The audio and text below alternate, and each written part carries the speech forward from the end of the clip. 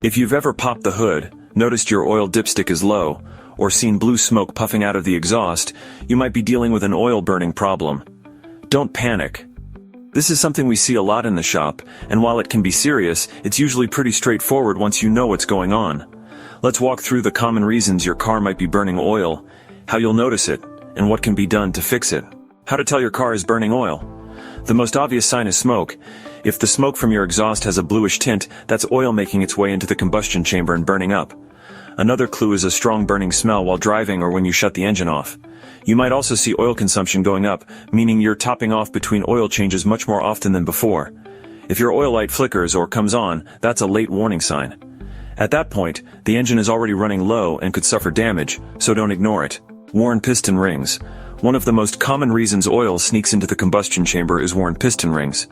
These rings are supposed to keep oil down in the crankcase and out of the cylinders where fuel and air burn. But with age and miles, they can wear out. When they don't seal properly, oil slips by and gets burned along with your fuel. The fix here isn't small, it usually means rebuilding or replacing parts of the engine. In some cases, thicker oil can slow the problem down, but long-term, worn rings are a big repair job. Valve seals gone bad. Valve seals keep oil from dripping down into the cylinders from the top of the engine.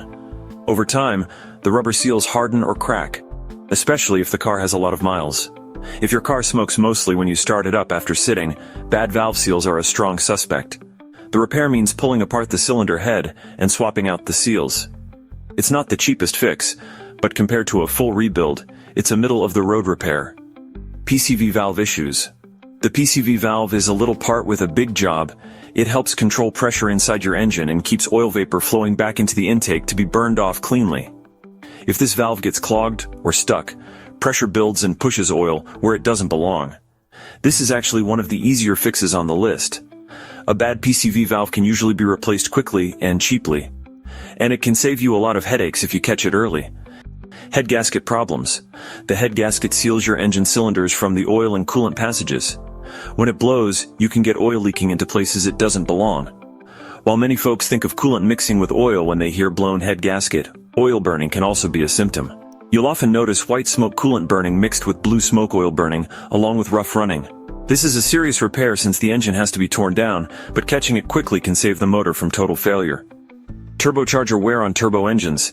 If your car has a turbo, the seals inside it can wear down and start letting oil into the intake or exhaust.